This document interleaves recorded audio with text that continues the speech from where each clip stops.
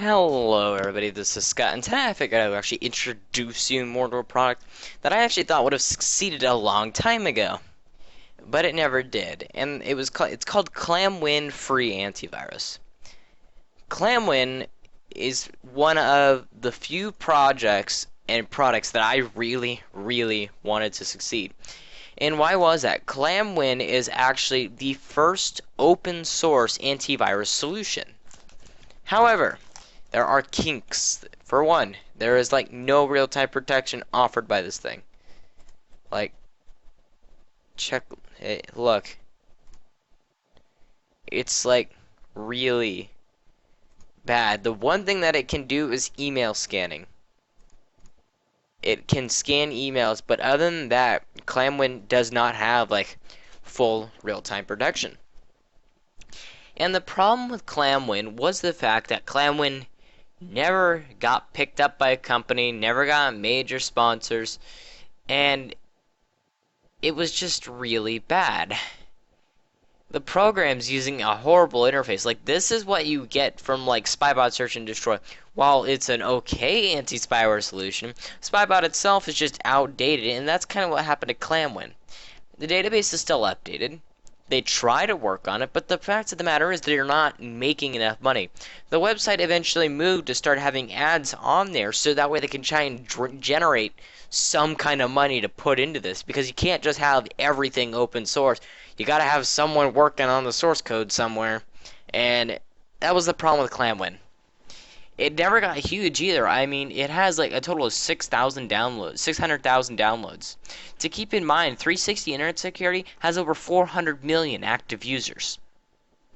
That put things in a little perspective. Little tiny Clamwin never got to grow up, and that was kind of the issue that I had with the software. I mean, I really wanted to succeed. I figure an open source antivirus, this is smart. I'm surprised no one else has done this. Unfortunately, there was just no one to fund it. Why? Because antivirus is expensive.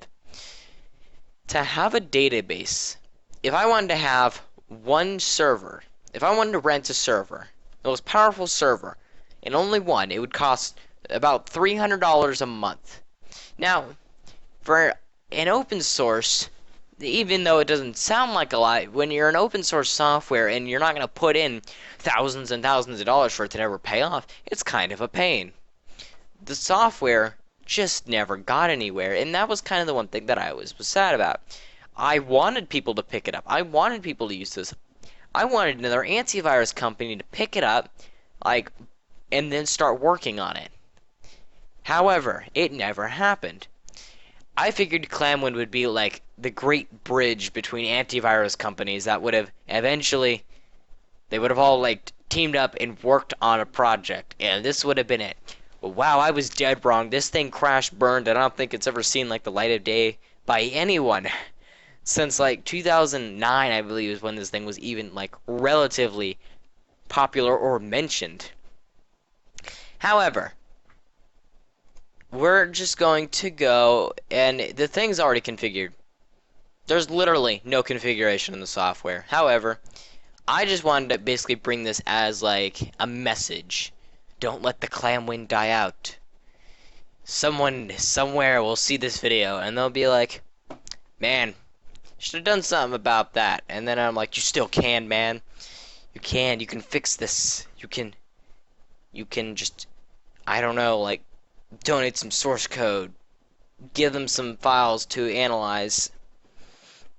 I don't know, man, but something about the poor tiny Clamwin's gotta change. Make sure you download it on your USB. It's a very nice secondary scanner for USB. That's all I got. So thank you very much for watching, and goodbye.